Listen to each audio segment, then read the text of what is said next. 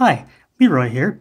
Today we're going to be talking about sampling. Now this is kind of a big topic, so we're going to have to break this down. This lesson is going to be mostly on how we use sampling in the device and how we get things into it. It's not going to be how to use the samples on the different tracks. It's not going to be on the looper track. It's not going to be on resampling. Those will be in future videos. Today is all about getting sounds into the Verselab. So to start, we're just going to start a new project. Notice it says new song here.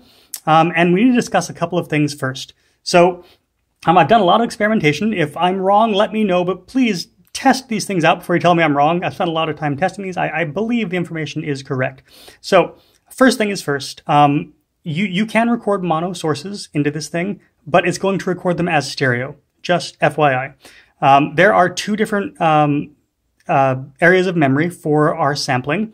One is the user area and one is the looper area.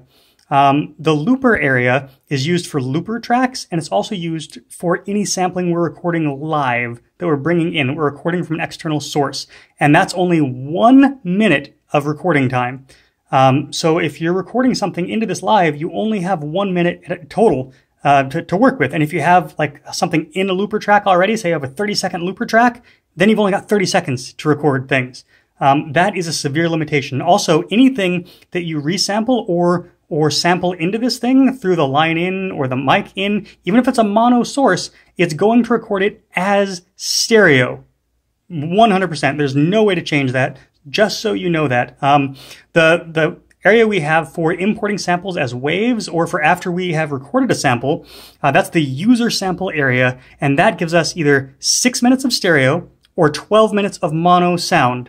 Now again, this is where this is important, because when you're sampling something, even if you sample a mono source, it's going to be stereo. Anything that goes through the sampling engine, right here, when you know, with this little square sampling, anything that goes through that sampling engine is going to be stereo. From what I can tell, it's saved internally as a 44,100 hertz or 44.1 K. That's the sampling rate, 16-bit wave file. Just so you know. So anything you record is going to be stereo, so you've only got 6 minutes for the sounds that you're going to record in. Just keep that in mind. And that shares the same memory space with vocal takes we'll talk about in another video. So we've started a new project. Before we continue and look at all of these options, we need to discuss what wave files are and how this is saving things. Wave files are uncompressed audio files. They're not like MP3s or other compressed file formats. Where if you had like 3 minutes of nothing, it would just throw out data and it'll make the file way smaller, right? A wave file is not like that. A wave file is recording data if you're at 44,100 hertz, which is on a CD, it's recording a piece of data 44,100 times a second. So if it's silent, if it's a zero, it's recording a zero 44,100 times a second. If there's a lot of stuff going on, it records that 44,100 times a second. It doesn't matter what's in the file. It's always going to be the same size depending on how long the file is. So just for example, a 16-bit 44.1 kilohertz wave file is going to take about 10 megabytes per minute. This device, it seems, we have about 64 megabytes to use for samples. That's not a whole lot, but that does give us that 6 minutes of stereo or 12 minutes of mono. Okay, so let's get in and see how this actually works in practice. Today, we're not going to be using a microphone because that would cause feedback, except for the built-in mic, and we look at that really quickly.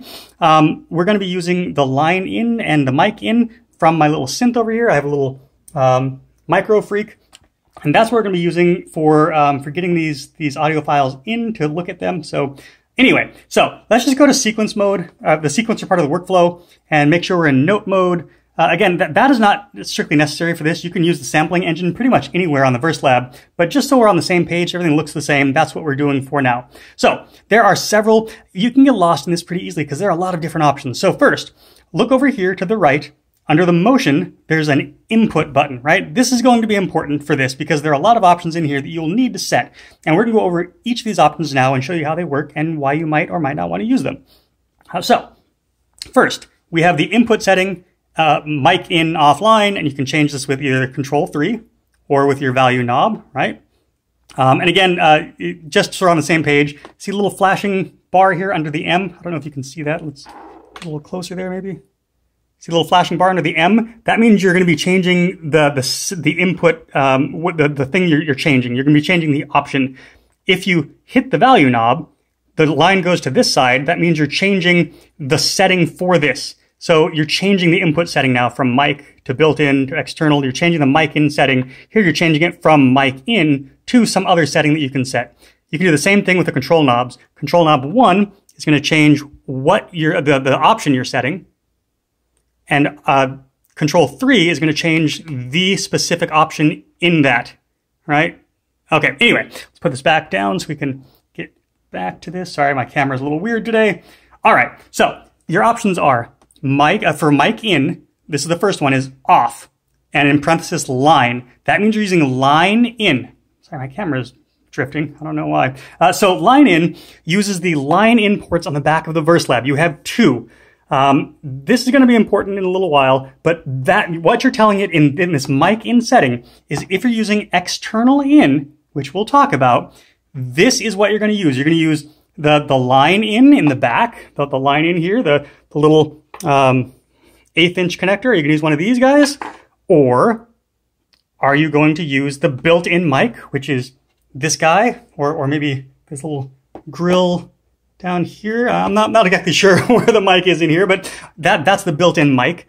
And the last option is external. External is going to use an XLR microphone, so it uses a connection like this, right? One of these guys. Don't confuse that with MIDI. It does look kind of similar, I guess, but MIDI is 5-pin. It's a little different size. This on the left is MIDI. This is your XLR. This is how microphones talk typically with professional microphones. And this is how MIDI devices talk. Anyway, so XLR in, these are going to be in the back of the Verselab. So let's take a look here. You can see here's the line in, left and right, and here's the XLR in. It says mic, and it shows you down here the wiring, how that's set up. This is line out if you want to run it to speakers. That would be controlled with this volume knob here. Anyway, that's what we're looking at. We're looking at these things right here, these 2 things, line in and mic in. The other option, built in, okay? So that's if you're sampling something from outside going into the Verselab somehow. That's what the mic in setting is for. Right now we're going to set that to off, which is line in. And then we're going to go to the next setting and see what that is. Phantom switch. This is if you're using a condenser microphone. A condenser microphone has to have power to work. We're not going to get into why that is right now, but it uses electricity to create space between foil. Anyway, you need power for that. So this will send power to that microphone. You want to probably keep this off unless you know for sure you have a condenser microphone. It can cause problems or even destroy devices if you use it incorrectly. So probably keep this off unless you need it. If you plug in a microphone and it's working, you don't need this. A condenser microphone absolutely will not work without phantom power. So unless you know your mic needs phantom power, leave this off. Next is external level. Okay, this is how loud the source coming in is going to be recorded at. Honestly, I'm not sure why this is set to 100 by default. I usually crank this up, but so I'm going to play the synth off to the left here. Right, it's just a very simple patch. It's just a default patch on the Micro Freak. I'm just going to play it and then just up this level. You can see that is just adjusting how loud it's recording that sound. And that works for the built-in and the external microphone as well. So this next setting, this is interesting, and this is something we need to talk about. This setting, record source. It's the same setting as if you go over here to hold down Shift and then, or I hold down Edit and then Record. Edit and Record brings you into the record settings. Edit, then Record. So if we go into here, we scroll down, it says record source. That's the second option, record source. It's exactly the same. So if we change this to mix out, right, let's say, and then I go back to input, now the record source here is mix out. It is the same, instrument 1. If we go back to edit, record, now it's instrument 1. Those are the same. So you can set them either place, it doesn't matter. So don't be confused when you see that in 2 places because that is exactly the same option. For now, if we set this to external, that means it's going to use whatever device, if we scroll up, whatever device we put in here, and the mic in. External is always going to use whatever the mic in is. So right now it's going to use the line, this line in. That's what it's going to use. If we set it to built-in, it's going to use the built-in mic. If we set it to external, it's going to use the XLR microphone, okay? So we're going to leave it a line for now. So that's what external source means. Wet means we're going to hear it with the effects. So the effects it's talking about is the vocal processor. We're not going to get into that now. We're going to get into that with the effects, but I will turn it on so we can see what's happening later when we're recording things. So this means we're going to hear the wet sound. We're going to hear it with the vocal processor. We'll turn it on so we can see what I'm talking about. I'm just going to hit Shift. We can change this to harmony. Will give us a good idea what we're talking about. So, okay, we turn the vocal processor off. Here's the dry sound. Turn it on.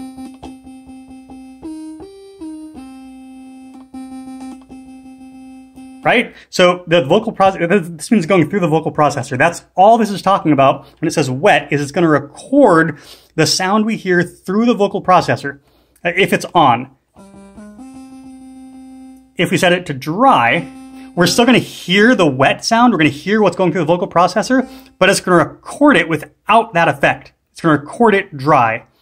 This one, you hear it dry, but it records it wet. Those are the three record source for external. So you're just telling if you want to go through the vocal processor or not. If the vocal processor is turned off, it doesn't matter.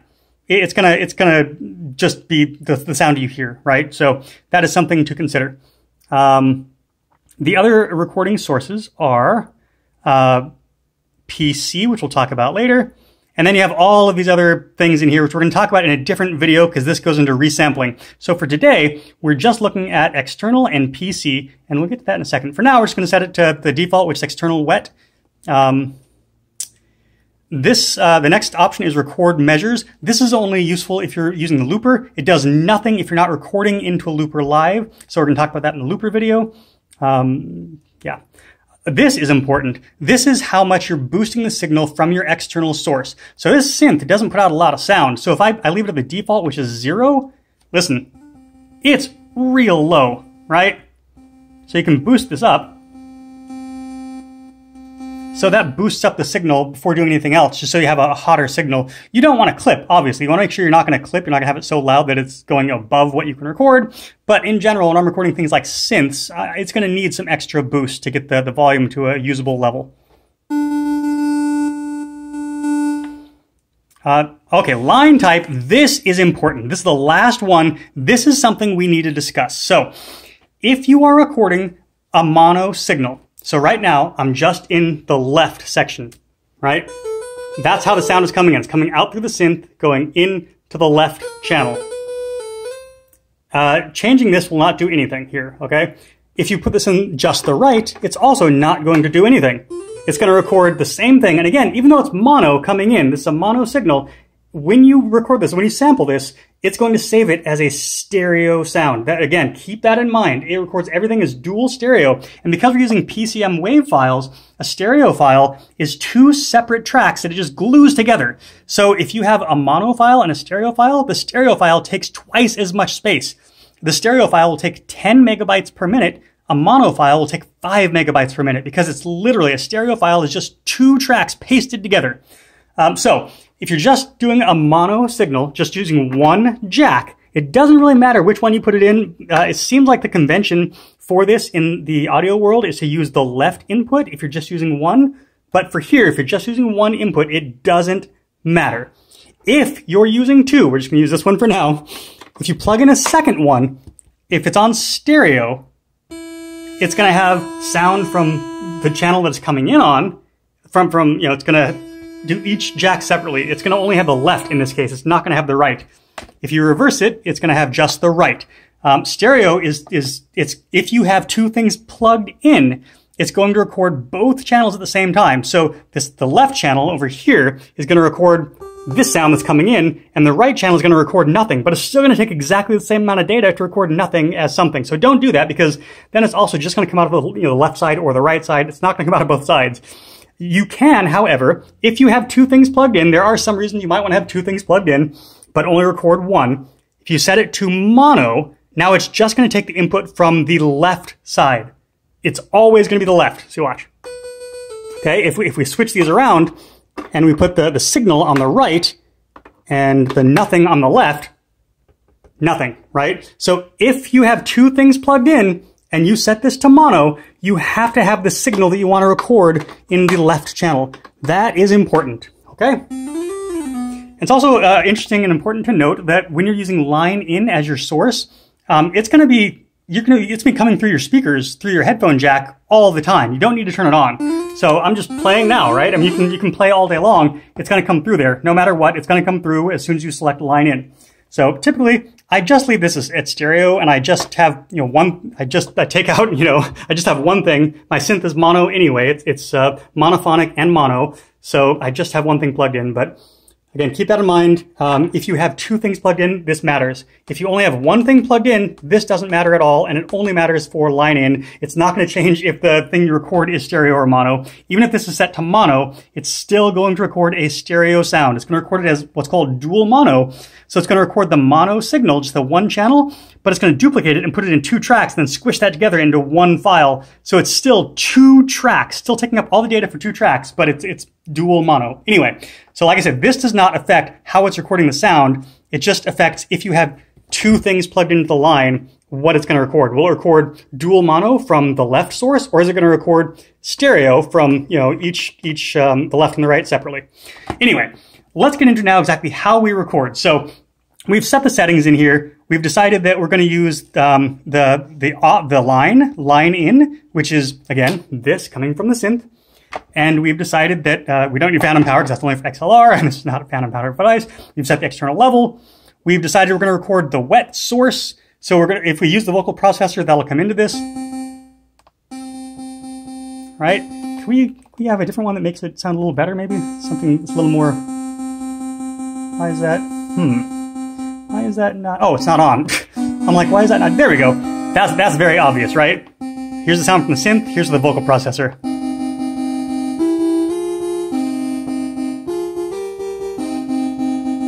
All right, so we've set all of these things. We've told it we want to record the wet source for whatever reason. We've told it we're recording from the line in. We've told it that we want to put some extra gain on there for some extra volume. And we've told it stereo, which doesn't really matter in this case. All right, so we've set these things in input. That's all set up. What's next?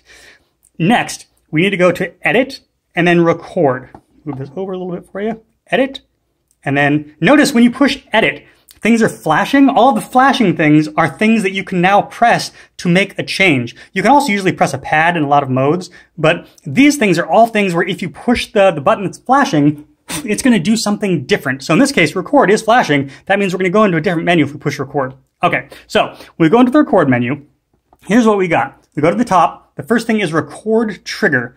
This sets up how you're going to start the recording. If you go to the top and it goes to enter, this means when you start a recording, a sampling recording, you're gonna have to push the value knob to start the recording. It won't start until you push the value knob. Let's look at these other options first, then we'll try all of these to see what they do. So this again is your recording source. That's the same thing we set in the input. This means that it's going to be the external, the line in, which we set before, and it's going to be wet. This is the level, the same thing as in the input. It's the input level.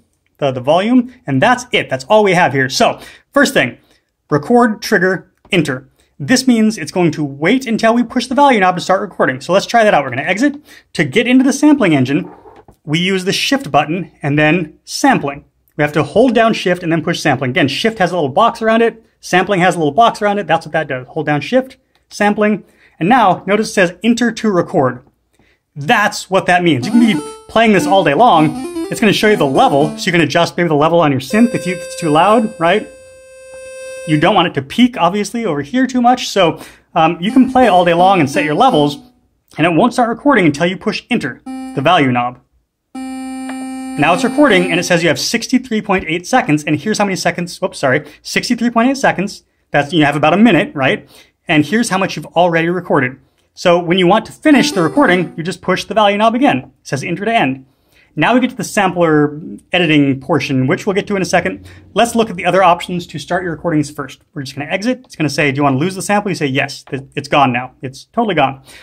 So again, we'll go to shift plus the record button, which is sampling. Oh, sorry, we need to edit this first. Edit, record.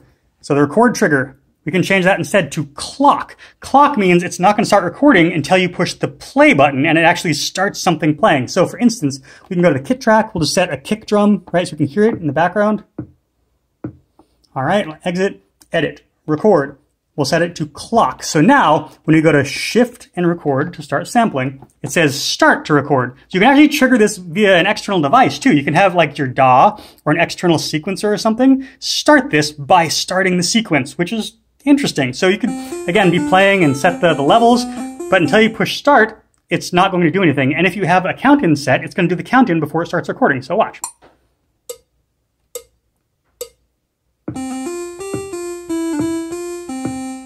And again, it's gonna tell you push start to end. Oh, start to end. Sorry, not enter. Start is the push the play button over here. Start, stop.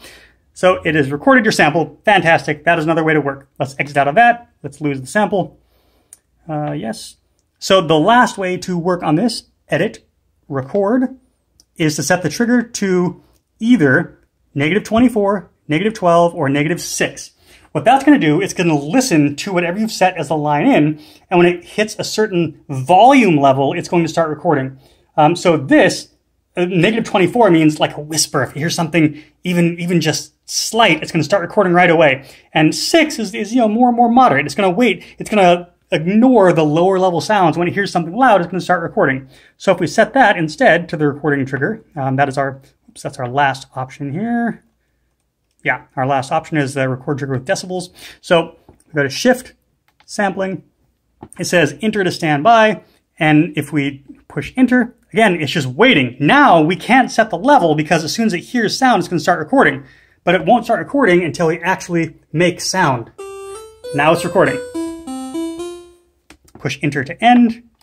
All right, so we've got that now. We have recorded sound in from the line in. Now what all of these options do in the sampling edit menu here. So first we have start and end. These are the sample points. So remember I told you that in our WAV files we're recording 44,100 samples per second, right? So each one of these is a sample. If you wanted to go a second forward, like you're like, okay, I waited a second too long. I don't want that first second of audio. You have to scroll this to 44,100. Notice how slow it's going. You can hold down shift to make it go a little faster, but still every turn is less than 1,000 samples. So to do 1 second, you'd have to turn this more than 44 times to get it there. It's tedious. I hate doing this on this device, but to be honest, this is not made for long samples. It's made to do something short, to use a clip, like, someone going, hey, ha, oh, right? I mean, you use those things, you chop them up, you can play them chromatically, or you can play them, sequentially. That's kind of what this is made for. Anyway, that's what start and end does. Start is going to get the starting point. End is going to set the end point. End always goes in reverse, goes from the end of the sample, right? So you can also listen to the sample by holding down the load button. Okay, so if we go back up to the start, we can edit this. We can make it go past the beginning and then listen to see where it's at. Right? Again, I wish there was a way to scroll faster. Like give us an option to scroll 10,000 samples at a time, but they have not done that. So it's going to be tedious, but you can edit here. Anyway, what's next? Normalization level. This is kind of important because your sample is probably not as loud as it can be. Now this seems to be linear. So if you say it looks at the highest point of your sample, say it's at -4 decibels, right? Then it's going to put everything at this level, at 0. So in this case, if it was -4 decibels was your highest peak, it's going to move everything up 4 decibels. So the highest peak would be at 0. And then if you hit normalize, execute normalization, it will normalize it to make it louder. So now the sample is pretty much as loud as it can get without peaking, which is good. I will do this pretty much most of the time when I'm sampling something. Slice level, this has mixed results. So it has hard, medium, and soft. Hard, mid, and soft. This sets how it's going to slice the sample up on its own. I have not found this to be super accurate. If you're working with like a drum loop, like boom, ch, boom, boom, ch, it seems to work pretty well. If you're working with melodic samples like this one, it's not going to work so well. Let's take a look and see. We'll do soft, and then we'll say, yeah, execute the slicing. So it's going to go through and start slicing the sample up. All right, so let's listen now to see what it does. So if we go down to the next option now, it says slice point. So we can hold down load and listen to what that slice point is. Okay, it sliced it to 7 slices. Here's slice 1, here's slice 2. This is just slice 2. Slice 3, slice 4, slice 5.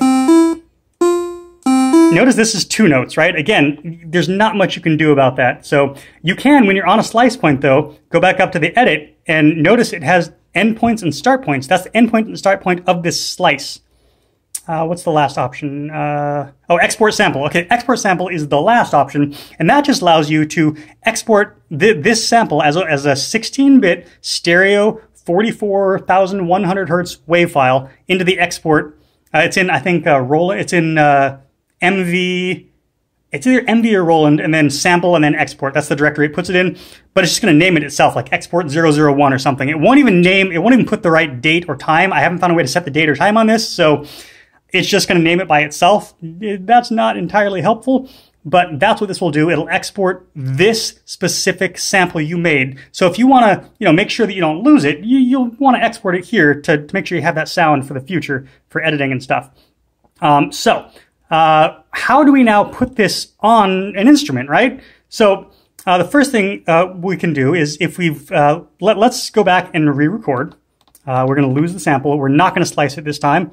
We're just going to go to Shift, Record, enter to standby. So it's going to wait and listen. Right now it's listening for a sound. There's our sound. Great. So we've just sampled it. We can hit load to listen. We haven't sliced it yet, so it's not going to show us the slices. We can still normalize it if we want to. We're not going to do that right now. So what you do if you want to put it on a track, you select the track, and it's going to say set sample. So we've selected instrument 1, we hit enter. Now if we go to instrument 1,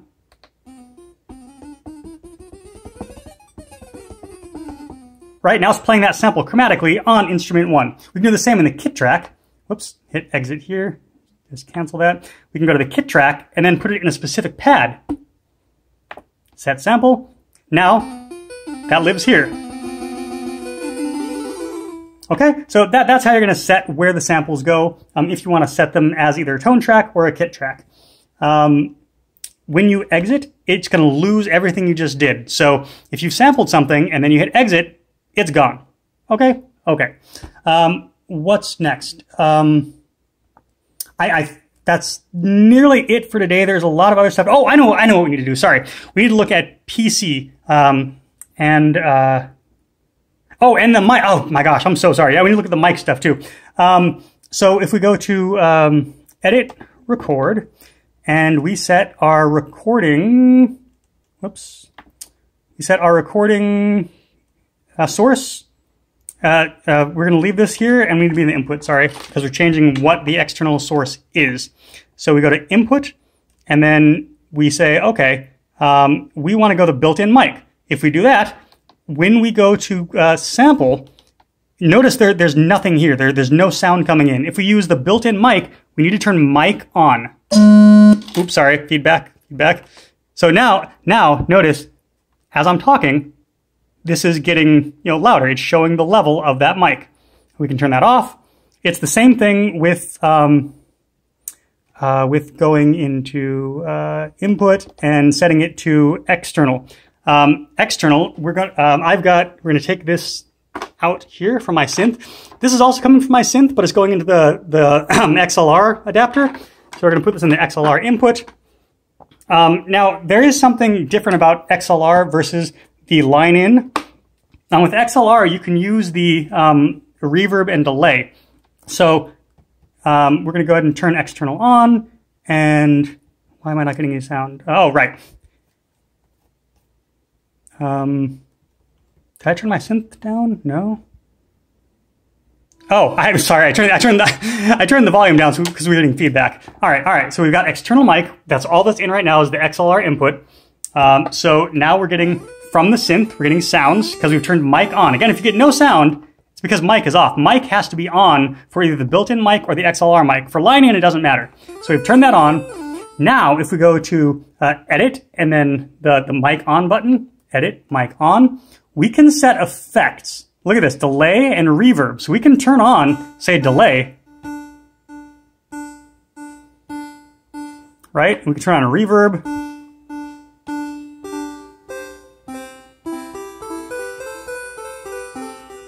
Even though it's a mono synth now, you got a tail, it sounds nice. The thing is, these are live effects. We're gonna get into effects in a different video, but it will never record these live effects. You can hear them while you're recording, but when you record the sound, so we're gonna record this now and you'll see what I mean. So we go to, go over here, shift, record. Let's start recording this, enter to record. Right, you hear all of that? That craziness, that bouncing, that delay. Now, let's listen to the sample and see what we recorded. Nothing, it's not there. If instead we turned on the vocal processor, these things from the vocal processor will be there, but still the reverb is not going to be there. Let's try it out.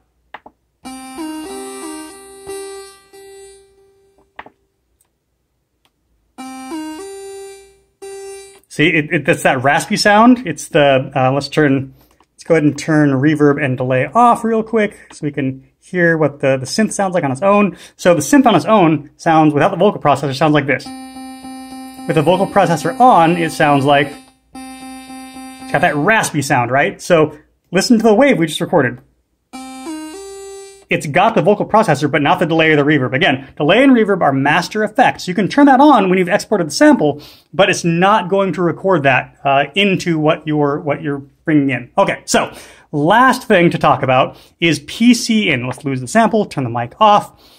PC in is really fascinating. This basically turns your Verselab into an audio interface and lets you use external sources via USB. So your computer, your phone, your tablet.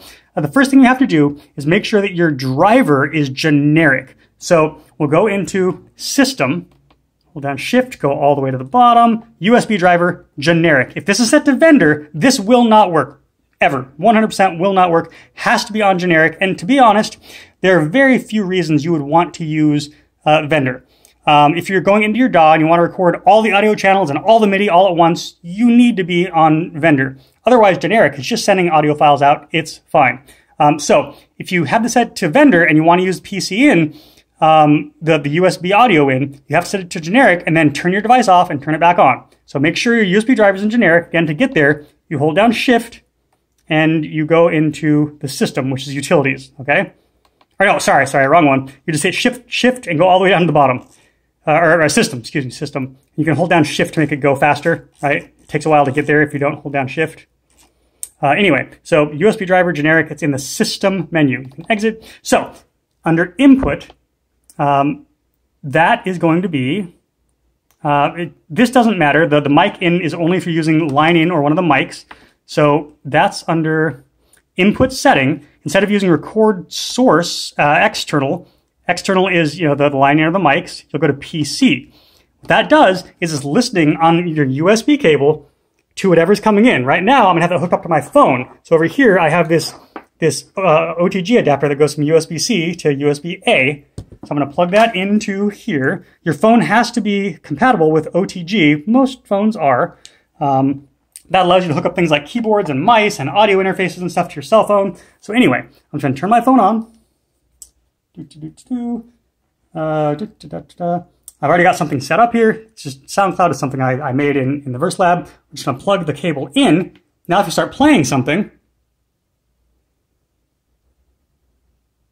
it's coming out through the speakers on the Verselab. So that's not coming from here.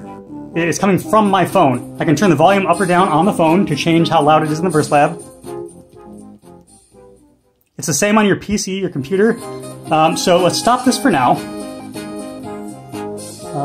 There we go. All right, so if we exit out of here, if we go back to our sampling, Shift, Record, it says Enter to record, so we can start this playing and see what it sounds like. Make sure the levels are okay. You can see the level up here, right? And if we just hit record, if we hit enter to start recording, now it's recording, it's counting up, okay? So we can stop this. So now we've got that sample, we can start playing back what we just did, right? Wow, amazing. We can also set this onto a track, so we can say, hey, put it on the snare track, for instance. Now we're in the snare track.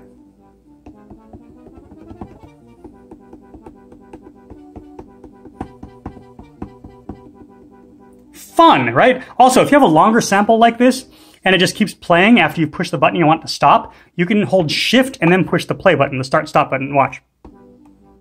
That'll just stop it from playing. Just pushing the play button myself will do nothing. That just starts and stops the sequencer.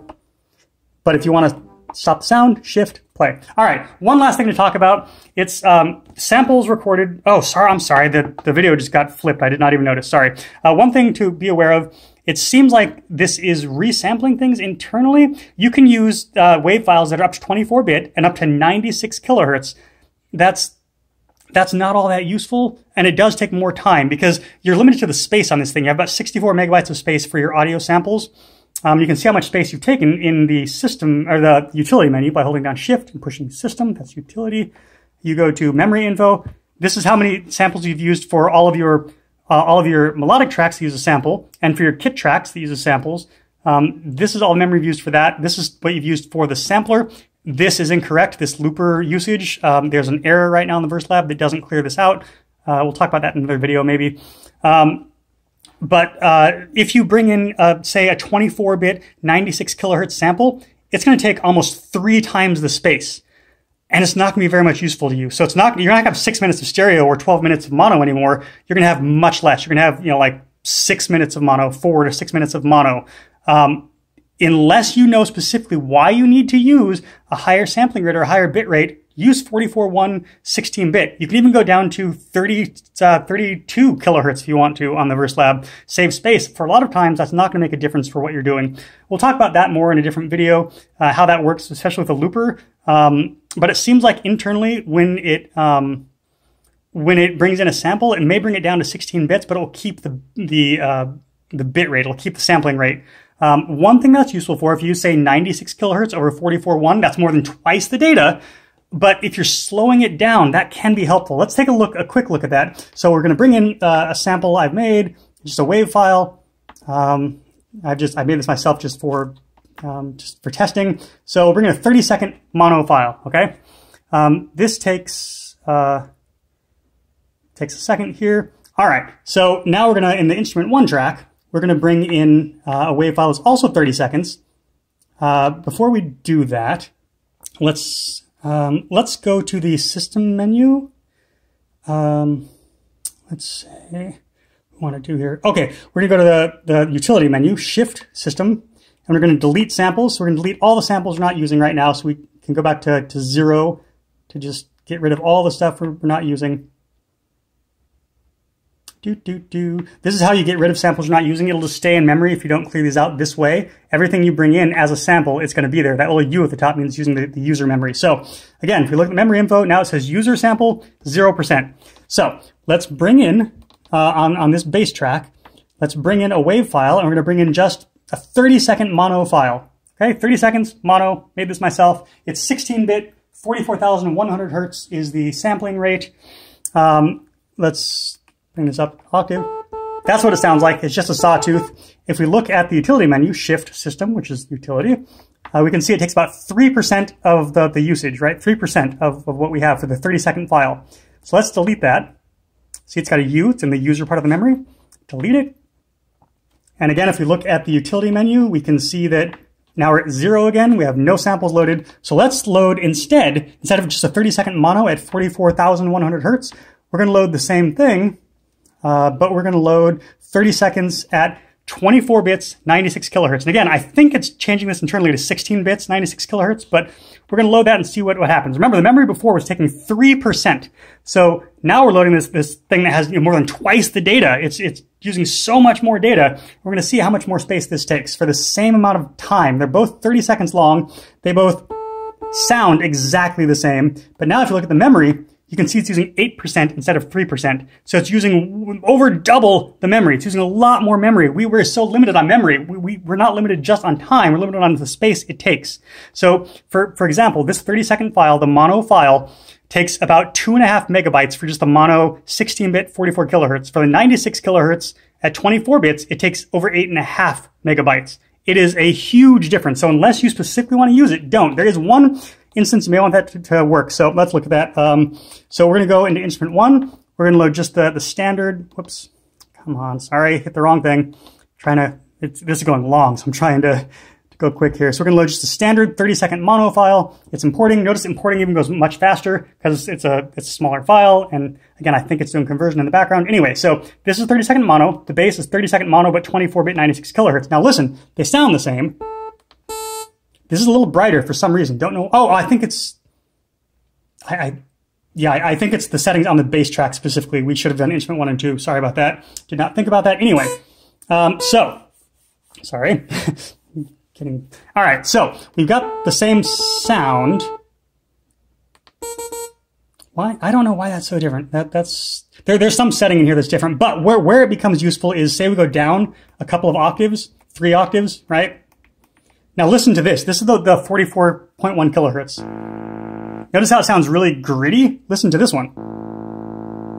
If you listen very carefully, there's more fidelity because there's more information. If you're slowing something down by a lot, that could help you, but to be honest, most of the time you don't want that. Usually when you're slowing something down, you want it to sound a little more lo-fi because that's what happened with a record player. You didn't get extra fidelity when you slowed a record down. You lost fidelity. That was part of the charm. So anyway, keep that in mind. You probably want to keep your samples to 44.1 kilohertz. 16-bit samples. It's not really going to help you using others. We can do a whole discussion on that later. But anyway, we've gone way long. I hope that helps you to remember, to understand how to use the sampling engine. So again, in input, you're just going to set the recording source. You can also set that under the shift or edit record, right? And then you're also going to set in input, you're going to set if you're using the mic in, what that is. Is it your line in? Is it your built-in mic? Or is it your XLR mic? That's what you're setting in input. That's the one thing you really have to set in input. Everything else can be set in edit record. You can set, if you want how you want the trigger to be.